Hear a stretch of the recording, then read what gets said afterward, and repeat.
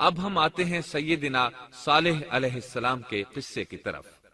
دن گزرتے گئے اور لوگ ایک بار پھر ابلیس لعین کے وسوسے میں آ کر کفر کی طرف پلٹ آئے، کیونکہ ابلیس کسی بھی شخص کو وسوسے میں ڈالے بغیر نہیں چھوڑتا۔ اس طرح ایک بار پھر کفر پھیل گیا، چنانچہ اللہ نے ان کی ہدایت کے لیے صالح علیہ السلام کو مبعوث فرمایا۔ یہ سمود کے پوتوں میں سے ایک عربی نبی تھے۔ ان کا نسب نامہ اس طرح ہے: صالح بن عبید بن سیاف بن ماشح بن عبید بن حاضر بن سمود بن ارم بن سام بن نوح علیہ السلام۔ گویا صالح علیہ السلام کا تعلق قوم سمود سے تھا، اور یہ قوم عاد کی نسل سے تھی۔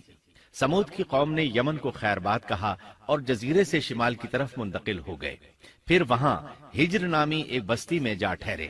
قرآن کریم کی سورۃ الحجر اسی بستی کے نام سے موسوم ہے۔ قوم عاد کا تذکرہ سورۃ الحجر کے علاوہ سورۃ الاحقاف اور سورہ ہود میں بھی ہے۔ اللہ تعالیٰ سورۃ الحجر آیت 80 میں فرماتے ہیں: اور ہجر والوں نے بھی رسولوں کو جھٹلایا۔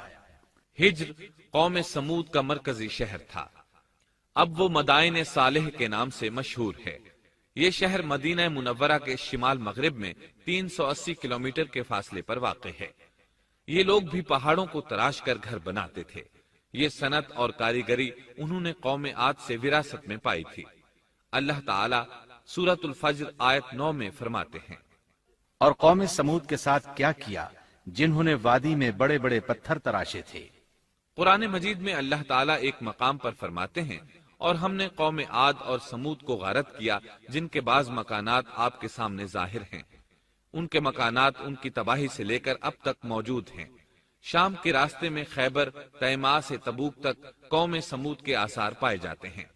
یہ لوگ کس طرح پتھر تراش تراش کر گھر بناتے تھے، اللہ تعالیٰ نے سورۃ الاعراف آیت 74 میں اس کا ذکر کیا ہے۔ اس وقت کو یاد کرو جب اللہ تعالیٰ نے تمہیں قوم عاد کے بعد جانشین بنایا اور تمہیں زمین پر رہنے کا ٹھکانہ دیا کہ نرم زمین پر محل بناتے